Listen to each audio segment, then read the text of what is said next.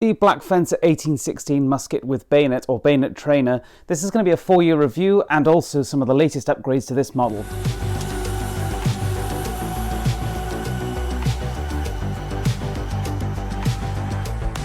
Hi, I'm Nick Thomas and welcome back to the Academy of Historical Fencing. So today I'm going to be looking at the Black Fencer synthetic bayonet trainer that they call the 1816 musket with bayonet. So first of all, what is it? Well, it's exactly as it's described. So this is a type of nylon or plastic. The whole thing is made from plastic apart from the connect or the elbow section, which connects the blade element to the furniture of the muskets, as it would be, plastic musket. And so what this is designed for is to allow us to practice bayonet combat, bayonet fencing or bayonet fighting in a safe or relatively safe manner. And that's really, really cool for so many reasons. For a start, if you practice 18th or 19th century swordsmanship of any kind, whether that was for the most part infantry combat or for some cavalry combat, the most common thing that you'd ever have to fight historically in that era in hand-to-hand combat would be a musket or rifle with a bayonet on the end.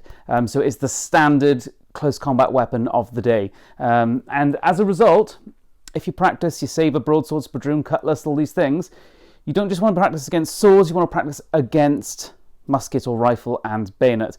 And also it's really fun to practice bayonet on bayonet, actual bayonet fencing as it was called at the time. And up until these came out, the options for practicing bayonet were seriously limited. And I will talk a little bit about that because that does give some context as to what this is, how good it is at its job, because it is actually really, really impressive. And the features were actually quite surprising to us. Okay, so if I just put that down for a moment, and also I will mention that I've got the latest model here, this black one, which is the same model, but they've just tweaked the materials and tweaked the colors to make it look fancier and a few improvements here and there. And so we will take a look at the improvements over time. So if we consider what the options were for bayonet, what it comes down to is you can have plunger type bayonet trainers, which is where the bayonet plunges down onto a spring inside the furniture of the musket or rifle type trainer. You can have flexible type tips, which is what the Black Fencer is. You can have completely rigid bayonet trainers like this Jukendo practice tool, which is just hardwood with a rubber tip on the end, which doesn't provide really any safety whatsoever, although it does protect against splintering.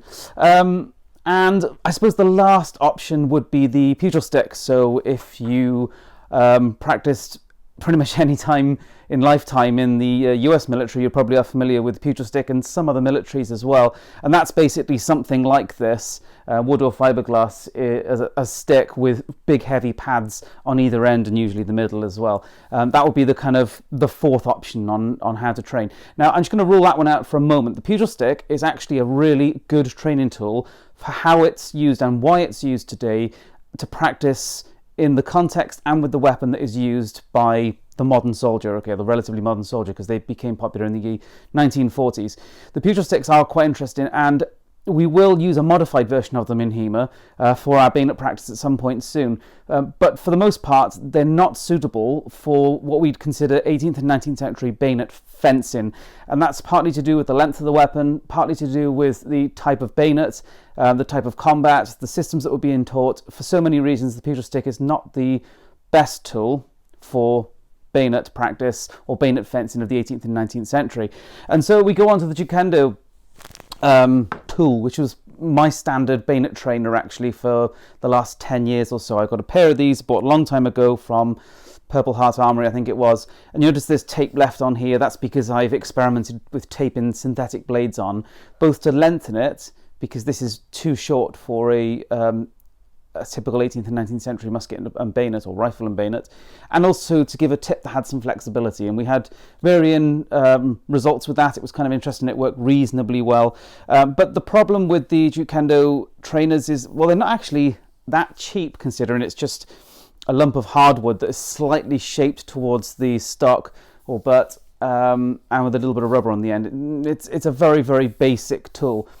And it's also really light. So this one is just over 1.3 kilos, which means it's, compared to any rifle or musket of the day, incredibly light. So a typical 18th and 19th century musket would be in the region of around about 4 kilos approximately, and a little bit heavier with the bayonet on. And so, yeah, it's super, super light and kind of a bit inaccurate for what we want to do. It kind of flies all over the place. But it did the job well enough, and particularly with modified blades, worked okay. Okay, the Plunger Type.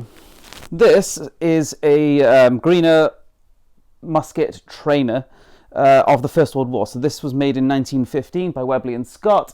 And this is an original, so British World War I bayonet trainer, and it is of what we call the Plunger Type, which means there's a big spring inside the barrel here, okay, and when you hit somebody, you stab somebody with this tip with a nice big broad kind of nail head tip on it, it plunges down, doesn't hurt them, but signals there's actually been a hit. And these are really, really cool pieces of kit. I have done some fencing with this, but it is an antique, so I go a bit gentle and go easy with it, because yeah, they are fairly rare and now getting increasingly valuable. So this was designed to replicate a World War I era musket and bayonet, which in the British service would be the Enfield SMLA with what was called the sword bayonet of the time. And it is the correct length and weight for representing that. Now that is also nowhere near long enough to represent what we want to do with Napoleonic. And bear in mind, this one from Black Fencer is actually towards the shorter end of musket and bayonet in the Napoleonic era, for example, and most of the 19th century. So particularly, say, French bayonets at the time, muskets and bayonets far longer. And throughout the period of the 18th and 19th century, most muskets and bayonets were even a bit longer than that Black Fencer by a way, although the British ones do tend to be on the shorter side, so it actually represents the British ones quite well. So, Plunger Type, advantages and disadvantages. Well, from a thrust safety perspective, fantastic. You can just, it's like the theatre safe knife, isn't it? You can stab into people and it doesn't hurt them. It looks really cool, works really well, and it has all the strength, rigidity and weight of the original, which comes with the advantages and weaknesses that you might expect as a result, is that it does handle like a real rifle and bayonet, which is heavy and clumsy and awkward and nothing like a spear as it kind of is representing. Although it doesn't have an offset bayonet, although by this period the bayonets weren't hugely offset because you didn't have to use a ramrod anymore. Disadvantages are, it is really heavy, so this is 4.3 kilos, okay, so this is the correct weight for an Enfield rifle with a sword bayonet, or in fact something like a Brown Bess or land pattern musket with the socket bayonets of the 18th and 19th century. So it's correct, and you think, oh great, we can use that then, that will be awesome. Yes and no. I mean, for a start, I've never seen someone reproduce one that is particularly great. A few people have tried and made something, but it's been, hit and miss and expensive and difficult to produce. And ultimately, if you do make it the full weight, you need to get an idea of what it's like to swing a 4.3 kilo polearm, basically. It will hit incredibly hard. So just because you're using the plunger tip doesn't mean that you can't smack somebody by accident. You go into a parry, you smash them on the side of the head, you jam the butt in. Okay, butt strikes, of course, part of bayonet combat. And yes, it was called butt fencing. It's all very funny. The Plunger Type, it's a really interesting tool, but because it's completely rigid when you smack with it, and it's generally heavy, not so well suited. And because it's of a Plunger Type, it's not offset on the bayonet, and that's going to become really important when I talk about this a little bit more later on when I get onto the Black Fencer. So then we go on to the flexible types. So during the same era of the Plunger Types, it became popular to use a flexible type of training head, and that looks sort of similar to the Black Fencer, and it was usually a steel rod with a rubber tip on it, and they were used in the late 19th century for example, Martini Henry era bayonet combat, and right through to AKs and SKSs and that kind of thing. So also a legitimate flexible training tip, that is actually a thing as well, and that's very similar to the Black Fencer one, as I mentioned. So as you can see, the previous options that we had available to us were not the best. They each had their strengths and weaknesses, but unfortunately the weaknesses were a real problem for us in terms of realistically representing a bayonet and also at the same time safely representing a bayonet for bayonet fencing. And that's where the Black Fencer comes in. So why is this so good?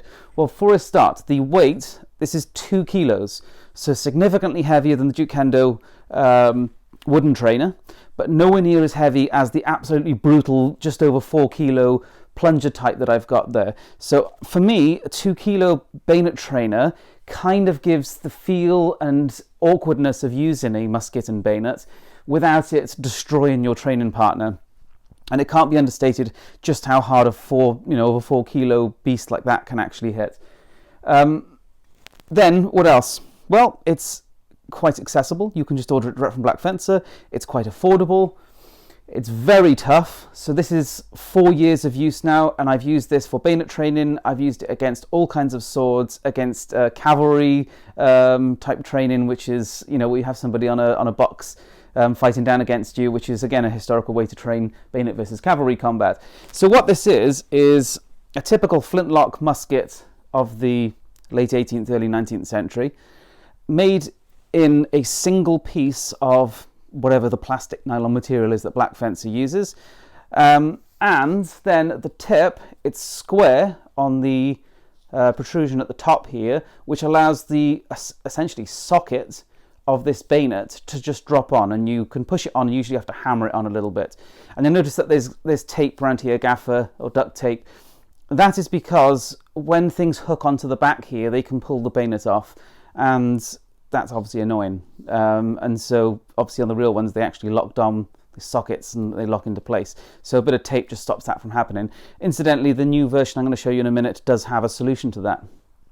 Right, the tip, okay, you can see it's the typical kind of nylon synthetic material that Black Fencer uses for all of their swords. White in this case, because this is a 4-year-old trainer from them, and they've now gone on to grey for their blades, which is also a different kind of material that's a little bit stiffer and returns true a bit more easily. It also looks better on film and a bit more like an actual blade. But forgetting that for a moment, so it's quite flexible, but as you can see, all of the flexibility is in the blade and really in the last half of the blade. And what this does is it gives enough flexibility that you can actually stab your opponents well, but not so much that it compromises the binding qualities of a musket and bayonet. And here's always the dilemma when you're using something like this, like any kind of like long polearm and a bayonet or whatever else, is you want enough flexibility that you can stab your training partners in a kind of realistic way, but you also want them to be stiff enough that when they bind, let's say you bind against their musket here, which you often will, okay, so you parry or bind against them, you don't want this flexing because you're going to be fighting against it and it'll go and bend all over the place. So obviously a rifle or musket would be completely rigid, really strong, okay? And in fact, most of the bayonets would be as well, but for safety, they can't be here. And so we want it to be really rigid and strong, except for this safety part here. So what did they accomplish here? Well, they did create a musket which in fact roughly represents the British land pattern or Brown Bess musket with socket bayonet. It is roughly of the correct proportions for the slightly shortened Brown Bess that became common at the end of the 18th century. It's roughly of the correct proportions and of other nations' muskets and bayonets as well. Again, some were longer. But here's the huge point for us that we found that was just kind of a game changer. It was revolutionary, okay? Offset bayonet. Now this is absolutely massive, both for bayonet on bayonet combat and bayonet versus sword combat.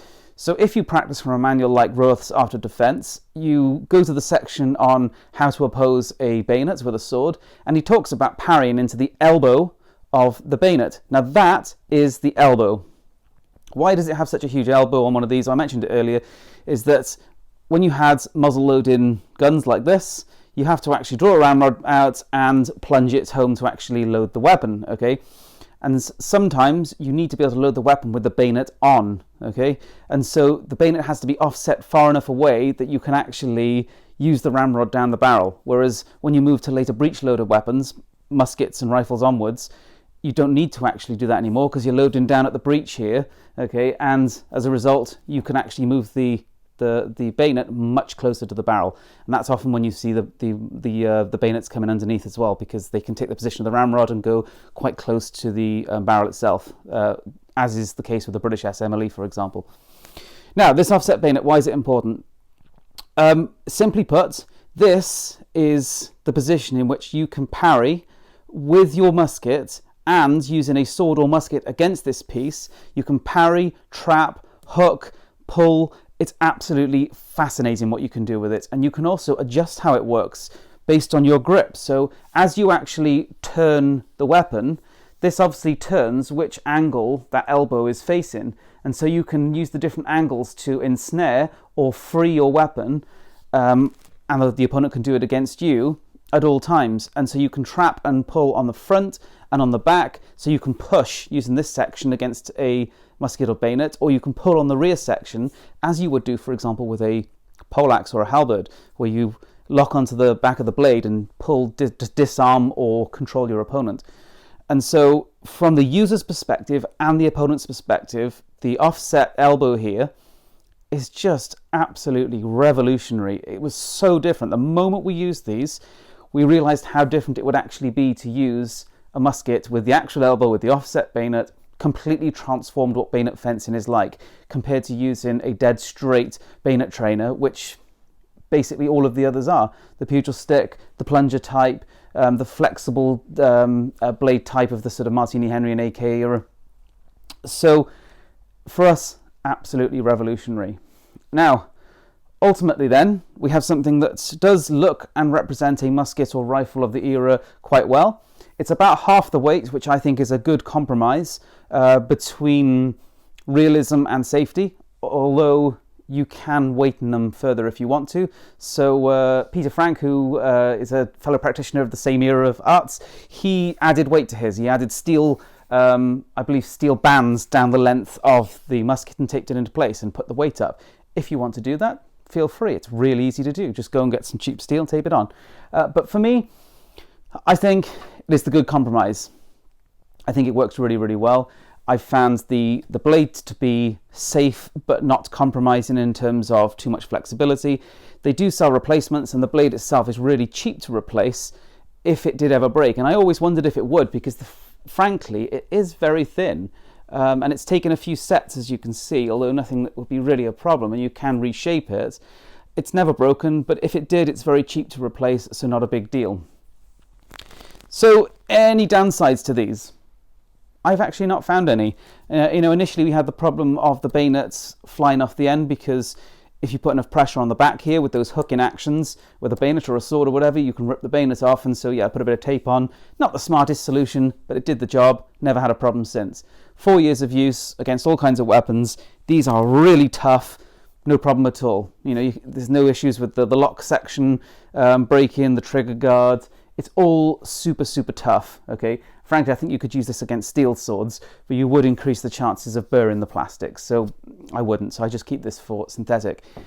And significantly, these are awesome for melee combat. So if you check out some of my videos of melee combat, like when we did the eagle scenario, where it's sort of capture the Imperial Eagle, or we did the kind of, Marines versus pirates, or we did the naval boarding actions, musket and bayonet were really common for all of those things, okay? A very common naval weapon and used for Marines.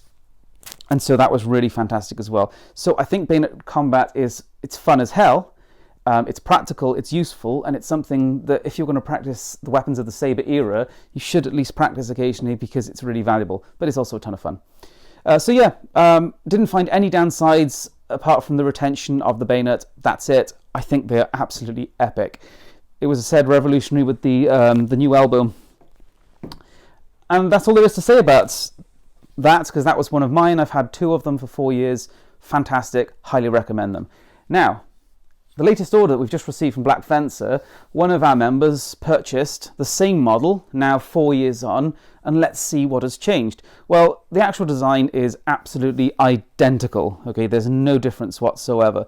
But Black Fencer, they're always refining, improving, and changing things as they go. One of the things they've added is the new grey material, how all of their blades now come in this grey material.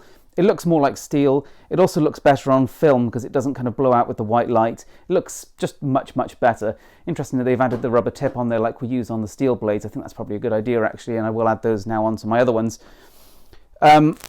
So what's changed? Material. Okay, they've gone on to different types of plastic or nylon, which they say are slightly stiffer and return true more easily, and we have found that to be true. And they also tend to have a little bit less bounce, and I don't know the science behind why. They say that's the case, and it is, in our experience, true, because we've now got quite a lot of grey blades, and we have found it to be an improvement. A slight improvement, but a nice one. Okay, so I think the grey is excellent. So what we've got is exactly the same weapon. We've got the same elbow section, we've got the same blade. It's just now the musket itself is black and the bayonet blade is grey. And what that means is it looks kind of a bit more realistic. It looks a bit closer to an original, musket or rifle, where you'd have, dark woodwork over most of its length, of course a bit of steel and brass components here and there, and a steel blade. So it kind of looks a bit more realistic. Two other changes. The weight has gone down a little bit, so this is now just over 1.7 kilos. I'm not sure if that's how they've cut them, because they do obviously do some hand finishing, or if it's to do with the material. I've actually found the material to be no lighter in swords, so I think it's probably more to do with the way this one has been cut or sanded. Obviously they're all handmade, so you get them individually. So yeah, it's a tiny bit lighter than my other one. It is noticeable. Not a big deal, although I think I'd probably prefer it at 2 kilos, but it's a real personal thing. It doesn't matter too much, as long as it doesn't get too light. The other change is up here, that taped on piece there, that is a pin, okay, a retention pin. And you'll notice now on the elbow here, there's a hole that goes right the way through on the steel elbow piece. So that pin can hammer through and give you retention onto the muzzle here, which means you no longer need to put some gaffer tape through and what looks a bit rubbish and a bit, crap. So it will look smarter and nicer, and I think that's a nice little touch. I don't know if it's intended to go through that hole or that one, okay? I don't know. I haven't actually taken the pin off to see the size of it. Maybe it's both. No, there are 2 pins. Oh, maybe it's both. So there we go. The Black Fencer 1816 musket with bayonet. It's a fully synthetic musket or rifle replica that has a flexible, safe thrusting tip for fencing. As ever, when you fence with these, do bear in mind the safety of it. Yes, you've got a flexible tip. Yes, it can still hit hard. Yes, you can still whack people with the muzzle here. And the butt. That is something I haven't talked about in this video. Now, using the butt, of course, if you're watching, again, you modern bayonet fencing, pugil fighting, they kind of hold the weapon in the middle and smash, okay, from one end to the other, which is not how bayonet combat was done in the 18th and 19th century, certainly the way it was taught, and probably not the way it was actually fought either. But the butt was used to a lesser degree, but still used, and so is sort of necessary and important at times, not so much so. If you were going to strike with a butt, you have to just go to point of contact, like you would do, say, with a rigid dagger, because it's, hard plastic. There's no give there. Or, alternatively, being as you're going to be holding it here, you could obviously pad out the butt, which wouldn't look so pretty, but could obviously give you some of the elements of a pugil stick, of having a big padded section that you can actually strike with, if you so wanted to. Personally, I'm happy with these as is, because the butt strikes are not huge with 18th and 19th century fencing, certainly until you get to the end of the 19th century. And as a result, I think these are absolutely fantastic. I would highly recommend them. I would highly recommend that you practice bayonet fencing. It's fun as hell. It's a, it's a version of pole-arm fighting, and it has some of the catching and trapping elements of things like poleaxes and halberds and stuff like that. It's absolutely fascinating, and it's really good fun. So there we go. There you have it. Nothing bad to say about them. They are absolutely awesome. Give them a go. If you want to see them on our channel, look up Bayonet on our channel, and you'll see Bayonet versus Bayonet, Bayonet versus all sorts of swords, melee combat, and all these kinds of things. So thanks for watching. I hope you enjoyed the video, and please do subscribe if you haven't already.